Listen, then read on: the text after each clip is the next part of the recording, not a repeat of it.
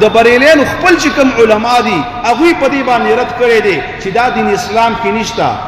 د هغوی یو عالم دی احمد خان نعیمی بریلوي، د هغه یو کتاب دی جاء الحق،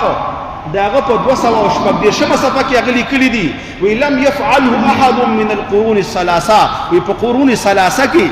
د دې څه اصل نو، د دې څه بنیاد نو، نه صحابه وکړه نه نبی پاک نه پس کړی دی او نه بعد کې چې تابعین دي هغوی کړی نه تبع تابعینو کړی دی.